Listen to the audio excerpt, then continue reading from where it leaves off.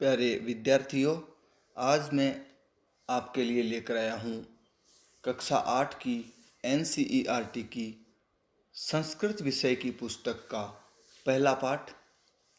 पाठ का नाम है सुभाषितानी। सुभाषितानी का अर्थ होता है सुंदर वचन अथवा मधुर बातें, मीठी बातें। सुभाषित शब्द दो शब्दों के मेल से उत्पन्न होता है। सुभाषित, सु का अर्थ होता है सुंदर, मधुर तथा भाषित का अर्थ होता है वचन। इस प्रकार सुभाषित का अर्थ होता है सुंदर या मधुर वचन।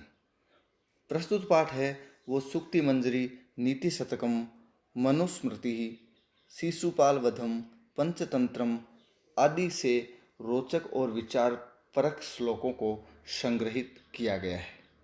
तो आइए हम पहला श्लोक लेते हैं।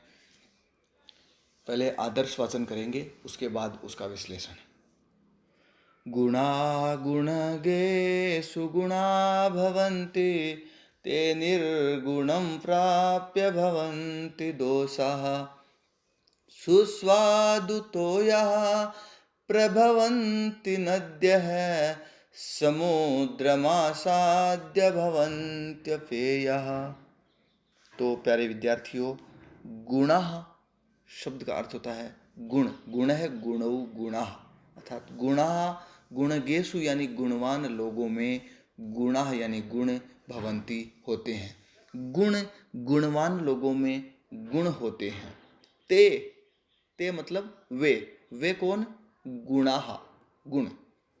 वे निर्गुणम प्राप्य यानी गुण रहित व्यक्ति को प्राप्त हो जाने पर भवंती हो जाते हैं या बन जाते हैं दोषाः यानी दोष। गुण है वो गुणवान व्यक्तियों के पास रहते हैं तब तक गुण बने रहते हैं, और निर्गुण या गुण रहित व्यक्ति को प्राप्त हो जाने पर दोष बन जाते हैं। सुस्वादु तोयाः प्रभवन्ति नद्यः, नद्यः यानी नदियाँ। नदियाँ हैं उनके पास, नदियाँ हैं वो प्रवाहित करती हैं, अपने साथ रखती हैं, उनके पास होता है कैसा जल? सुस्वादु तोयाः, तोयाः यानी जल, सुस्वादु यानी मधुर, सुंदर स्वाद वाला। तो नदियों के पास जब तक जल रहता है वो मधुर रहता है, मीठा रहता है। और समुद्रम आसाद्य, समुद्र को प्राप्त कर लेने पर या समुद्र में मिल जाने पर भवंती अपेयाः, वही जल है वो अपेय अर्थात खारा हो जाता है। तो इसका व्याकरणिक विश्लेषण देखते हैं। इस श्लोक में एक शब्द आया गुणगेषु, सप्तमी विभक्ति बहुवचन है। और दूसरा शब्द आया भवंती, भू धातु लट लकार प्रथम पुरुष और बहुवचन है। इसी प्रकार प्राप्य शब्द आया, एक प्र उपसर्ग है, आप धातु है और ल्यप प्रत्यय है। इसके अलावा भवन्त्यपेया अंत में एक शब्द आया भवंती जोड़ अपेयः, यण संधि का यहाँ पर नियम लागू हो रहा है। तो यण संधि कहाँ होती है? यदि यह व अथवा रे से पूर्व कोई आधा अक्षर आए तो वहाँ हम अनुमान कर सकते हैं कि यहाँ यण संधि होगी। दूसरा श्लोक है साहित्य संगीत कला विहीनः, साक्षात् पशुः पुच्छ विषाणहीनः, तृणं न खादन्नपि जीवमानः, तद्भागधेयं परमं पशूनाम्। अर्थात साहित्य संगीत, जो संगीत 64 कलाओं में है वो संगीत, कला विहीन यानी रहित।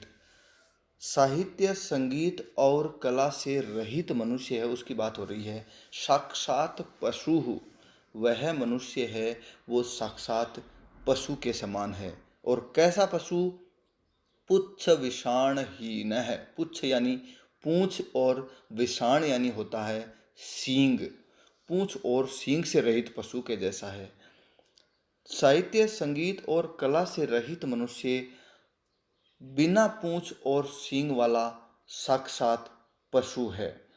तृणम न खादन अपि जीवमानः, तृणम यानी घास, न खादन यानी नहीं खाते हुए, अपि यानी भी, जीवमानः यानी जीवित रहता है। तद भाग ध्येयम, यह तो बहुत ही बड़ा सौभाग्य है। परमम यानी अत्यधिक, भाग ध्येयम यानी सौभाग्य है, पशु नाम यानी पशुओं का। यह तो पशुओं का परम सौभाग्य है कि वे घास भी नहीं खाएं और जीवित भी रहें। तो एक साथ देखते हैं इसको। साहित्य, संगीत और कला से रहित मनुष्य पूंछ और सींग से रहित साक्षात पशु के समान है। घास नहीं खाता हुआ जीवित रहता है, यह तो पशुओं के लिए परम सौभाग्य की बात है। तो आइए व्याकरणिक विशेषण है इसका। शब्दों का अर्थ मैंने बता दिया है।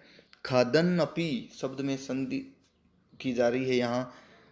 खादन जोड़ अपि, ये संधि विच्छेद है। जीव मानह शब्द है, यहाँ पर सानच नाम का एक संस्कृत का प्रत्यय है, आन या मान अंत में मिलता है, सानच प्रत्यय है। पशु नाम शब्द में षष्ठी विभक्ति और बहुवचन यहाँ पर आया है। तो आइए तीसरा श्लोक लेते हैं हम। लुब्धस्य नश्यति यशः पिशुनस्य मैत्री, नष्टक्रियस्य कुलमर्थपरस्य धर्मः, विद्याफलं व्यसनिनः कृपणस्य सौख्यं, राज्यं प्रमत्तसचिवस्य नराधिपस्य। अर्थात लुब्धस्य यानी लोभी का, नश्यति यानी नष्ट हो जाता है, क्षीण हो जाता है, यशः यानी प्रसिद्धि, इज्जत, शौर्य, यश। तो लोभी का यश नष्ट हो जाता है। पिशुनस्य यानी होता है, पिशुन शब्द का अर्थ होता है चुगलखोर, षष्ठी विभक्ति है, चुगलखोर की मैत्री यानी मित्रता नष्ट हो जाती है। नष्ट क्रियस्य, क्रिय यानी काम, कार्य जिसका नष्ट हो गया हो, अर्थात काम चोर कह सकते हैं हम। नष्ट क्रियस्य यानी काम चोर का, कुलम यानी कुल नष्ट हो जाता है, काम चोर का कुल नष्ट हो जाता है। अर्थपरस्य धर्म है, अर्थपरस्य यानी धन का जो लोभी है, अर्थ यानी धन, धन पर जो निर्भर रहता है, धन को ही सब कुछ मानता है, जो धन का लालची है, उसका धर्म नष्ट हो जाता है। विद्या फलम व्यसनी न है, व्यसनी अर्थात बुरी आदतों वाला यदि कोई व्यक्ति है तो उसका विद्या फल नष्ट हो जाता है। कृपणस्य सौख्यम, कृपण यानी कंजूस, कंजूस व्यक्ति है उसका सुख नष्ट हो जाता है। और अंत में बताया राज्यम प्रमत्त सचिवस्य नराधिपस्य, प्रमत्त यानी मतवाले, सचिव यानी मंत्री, मतवाले मंत्री जिसके पास हों, ऐसे नराधिप यानी राजा का राज्यम यानी राज्य नष्ट हो जाता है। तो श्लोक का अर्थ आया, लोभी का यश नष्ट हो जाता है, चुगलखोर की मित्रता, कामचोर का कुल, और धन का लालची है उसका धर्म, व्यसनी व्यक्ति है, गंदी आदतों वाला व्यक्ति है उसका विद्याफल, और कंजूस का सुख, तथा मतवाले मंत्रियों वाले राजा का राज्य नष्ट हो जाता है। तो आइए इस श्लोक में आए कुछ व्याकरणिक शब्दों का विश्लेषण ले लेते हैं अपन। लुब्धस्य शब्द में षष्ठी विभक्ति एक वचन है। इसी प्रकार कुलम अर्थ परस्य शब्द का अपन विग्रह करते हैं, उसको तोड़ते हैं शब्द को, तो कुलम जोड़ अर्थ परस्य, यहाँ पर संयोग है, संधि नहीं है, क्योंकि मैं हलंत है और उसके बाद में स्वर आ रहा है। तो व्यंजन के बाद यदि कहीं स्वर आए तो वह निश्चित रूप से मिल करके एक पूर्ण वर्ण के रूप में हमारे को दिखाई देता है। इसी प्रकार नराधिपस्य एक शब्द आया है, नर जोड़ अधिपस्य, यहाँ पर दीर्घ संधि हो रही है, ए और ए मिलकर के आ का निर्माण हो रहा है, दीर्घ संधि। तो प्यारे विद्यार्थियों, हमारा 6 श्लोकों का ये पहला पाठ है किताब का। तो 3 श्लोक आज हमने पढ़े हैं, 3 आगे के वीडियो में पढ़ेंगे। तो जो भी अभिभावक इस वीडियो को देख रहे हैं उनसे अनुरोध है कि वो अपने विद्यार्थियों को इस चैनल को सब्सक्राइब करने को बोलें, और प्रतिदिन या जब भी इस चैनल पर नया वीडियो उपलब्ध होगा आपको बेल आइकन दबाने के बाद नोटिफिकेशन मिलता रहेगा। तो आप इस वीडियो को देखें और कैसा लगा ये कमेंट बॉक्स में ज़रूर बताएं। जय हिंद, जय भारत।